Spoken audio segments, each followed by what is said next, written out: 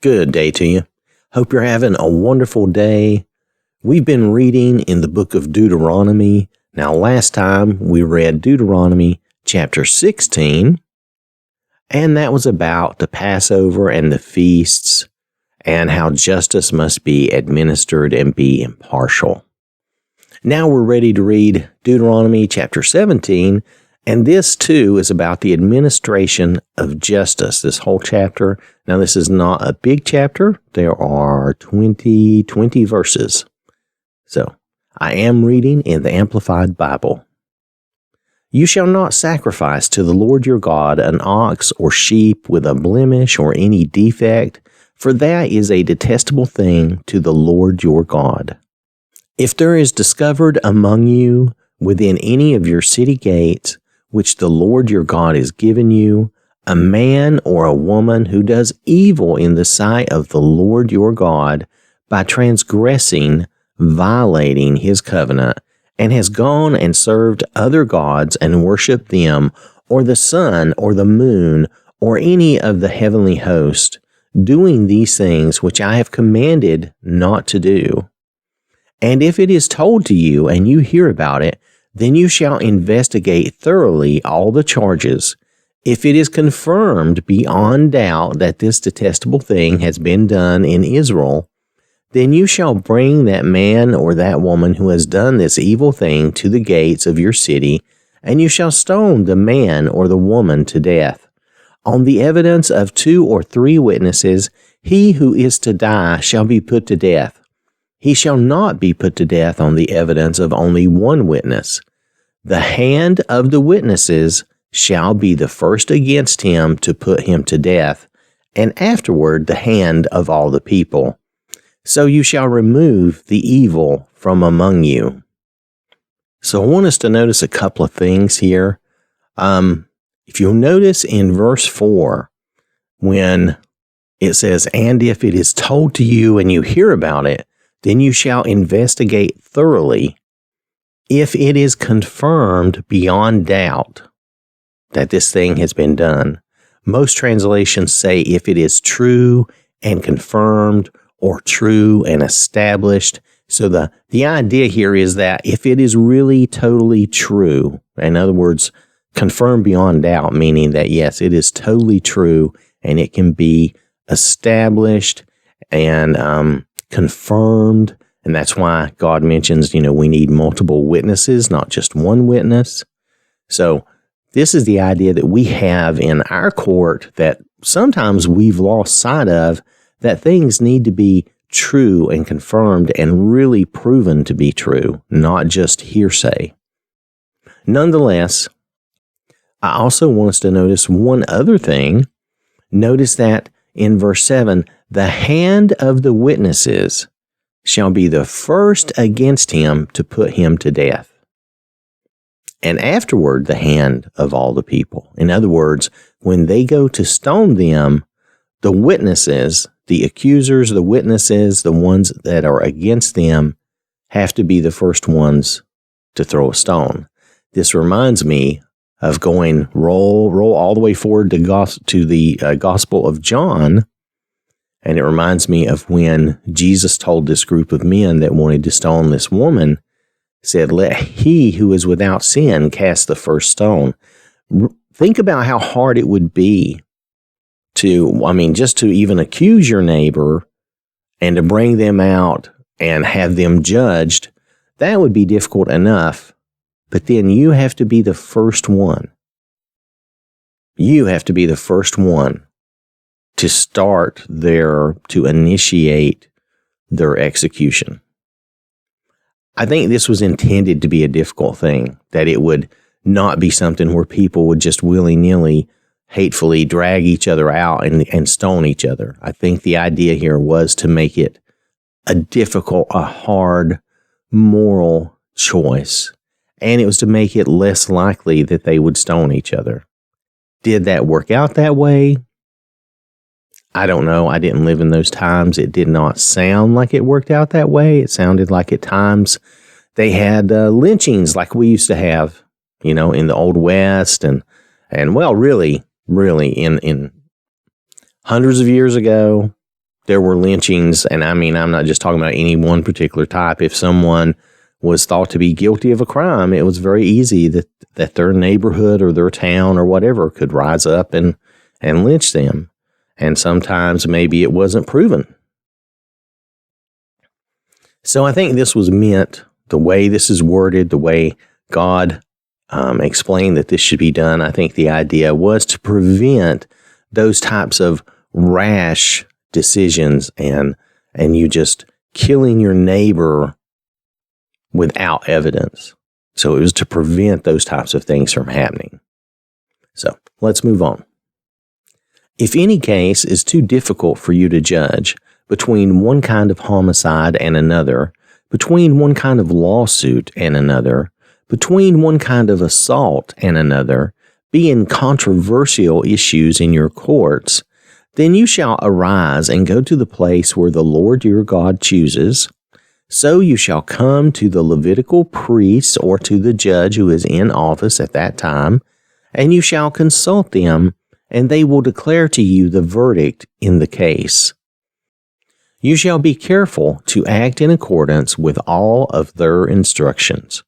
You shall act in accordance with the law which they teach you, and the judgment which they tell you. You shall not turn aside from their verdict to the right or to the left. The man who acts presumptuously and insolently by not listening to the priest who stands there to serve the Lord your God, nor to the judge, that man shall die. So you shall remove the evil from Israel. Then all the people will hear and be afraid and will not act presumptuously again. Notice what God is saying here. Now, this goes to what I was talking about as far as lynchings and people acting rashly. This goes right back to that. And God is telling them, no, you shall not act presumptuously and insolently. You shall not be rash and not listen to the priest. You're not going to, if the priest says the person is innocent and should be left alone, you're not going to go against that and go kill that person or lynch them or stone them. And if you do, that man shall die.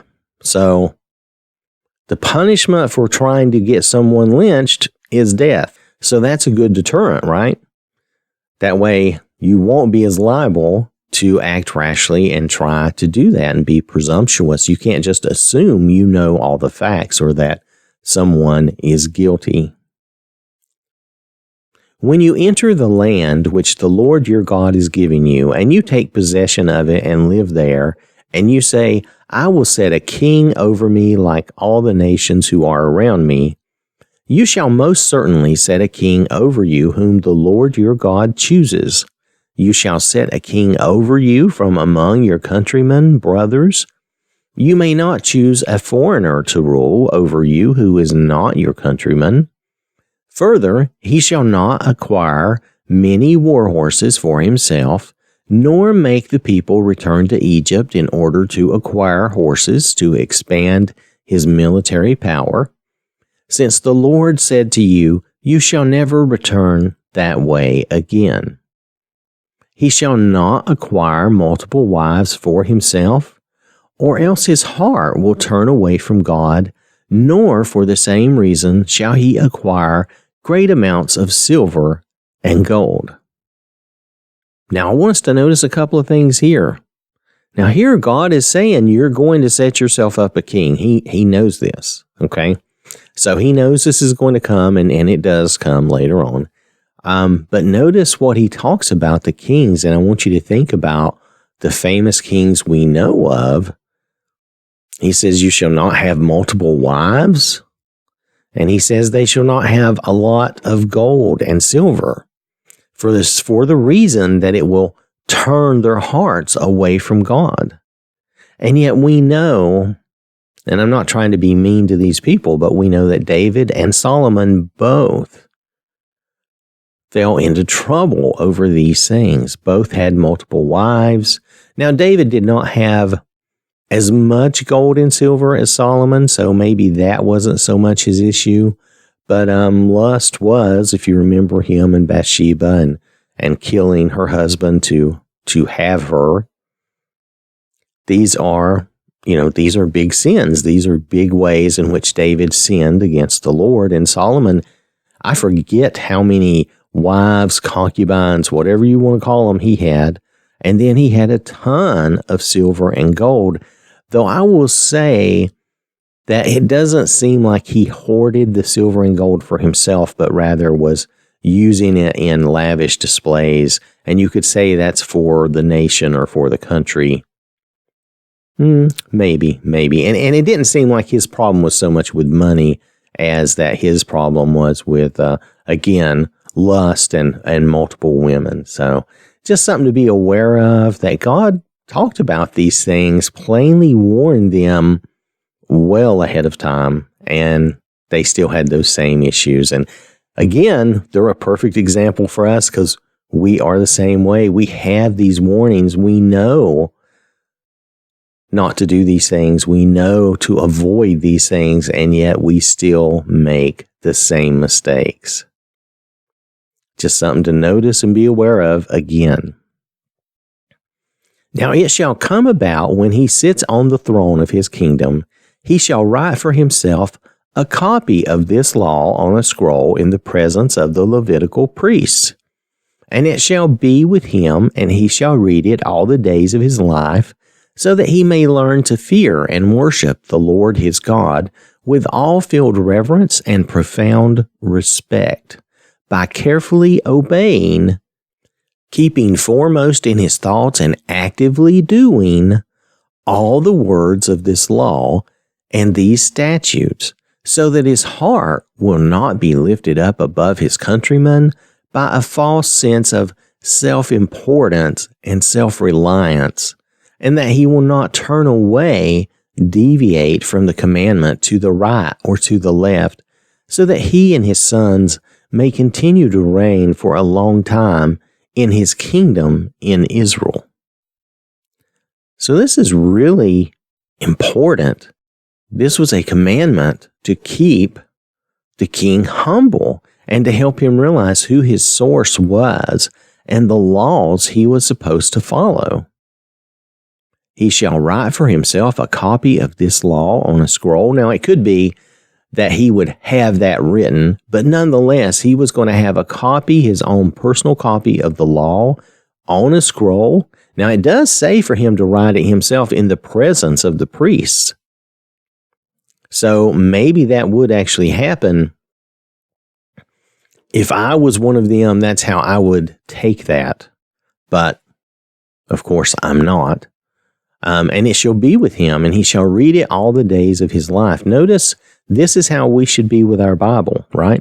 I'm not saying we should have to write the whole Bible ourselves, though actually that wouldn't be a bad idea. It would help you remember a lot, wouldn't it? But I understand that would be a difficult task for us. But anyway, reading it all the days of our life so that we may learn to fear and worship the Lord, our God, with all filled reverence and profound respect, by carefully obeying. And I've really been looking at obeying lately. You know, part of our faith has to have actions, right? That action, that is obeying. When we have that belief in God, in the Lord, and we act upon that belief in obedience when we're obeying, that is our action that is required by believing. When we believe, we will act upon that belief and do what the Lord has said. And think of it this way, a real quick example. Noah believed and trusted God. But belief and trust alone was not what God told him to do, was not what God asked of him. He had to build the ark. He had to take action. So that is the way that our faith is supposed to be. We don't just believe and mentally agree and sit around and not do anything. We have to believe and then act out that belief. And there's so many different ways we have to do that. Some of those ways are just like be baptized, train ourselves, read and study the Bible, and then train ourselves to follow what the Lord has told us, be the way He has told us to be. And notice too that for the king, this was so that his heart will not be lifted up above his countrymen by a false sense of self-importance and self-reliance, so that he will not turn away from the commandment. So this was to keep him humble and not lifting himself up. Well, that does the same for us. Just like it would for a king, it does the same for us. It reminds us that we too are flawed and that we have work to do. I know every time that I'm reading and studying the Bible and looking at different things, it reminds me that I still have work to do. I am no better than anyone else. I still have work to do. I still need to do better. And that's the idea. We should always understand that we're all following Jesus first. Then we're all in different places on that path following him. You know, some of us are newer and some of us are older and further down the path. That's okay. We're all in different places, but we have to understand that none of us have fully attained that perfection. So none of us are perfect. We still have work to do. We need to give grace and love and understanding to those who maybe aren't as far along as us. And we need to understand that there are people who probably are further along than us, and that maybe they know more. And so we need to kind of watch out for that and kind of listen and pay attention. Again, anything anyone tells you, you judge through the Word of God, but nonetheless, don't discount these people who've been living this life for a long time, longer than you. Don't discount them and say, well, they don't know what they're talking about. They may have some issues like we all do, but they may also have some good insight that you don't have. So this has been Deuteronomy chapter 17. I want to thank you for listening. Hope you have a wonderful day. May the Lord bless you and keep you safe in everything you do. And remember, God loves you.